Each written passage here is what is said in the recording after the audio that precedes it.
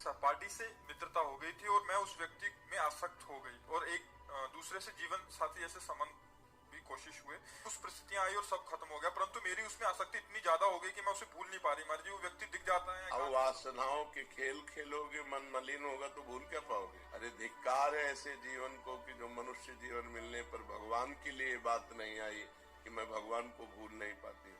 ये जीवन का तो लाभ होना चाहिए। भूल नहीं पाती, तुम्हें घृणा हो जानी चाहिए कि जिसके लिए मैंने शरीर समर्पित किया वो आदमी मेरा हो नहीं हुआ तो वो भूलने योग्य, वो घृणा करने योग्य है।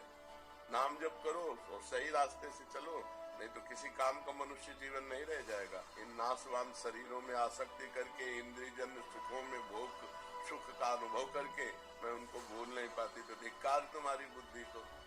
अपने जीवन को पतित करके, भ्रष्ट करके बुद्धि को मनुष्य में आसक्त कर लिया। यही तो नरक जाने का रास्ता है। और कौन सा रास्ता है?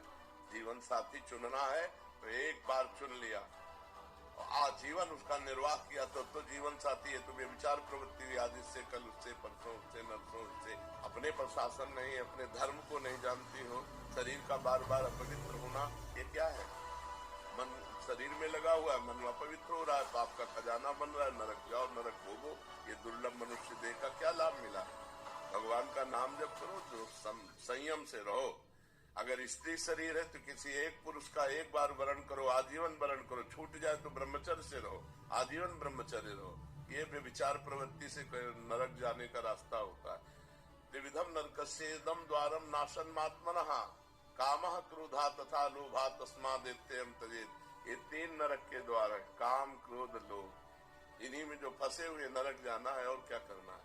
नरक की प्रवृत्ति करना। हम कहते हैं दोस्ती करना पाप नहीं है, कोई भी किसी से भी दोस्ती करो, लेकिन दोस्ती गंदगी करना पाप है, बेविचार करना पाप है।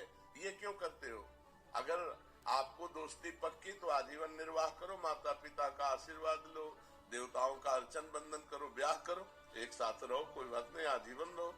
ये क्या है? इससे बेविचार, उससे बेविचार, उससे बेविचार। धर्म से चलो। इस तरह के मनमानी आचरण कोई भी मत करो, नहीं तो पछताना पड़ेगा। संसार का बड़ा विचित्र स्वरूप है, होश में चलना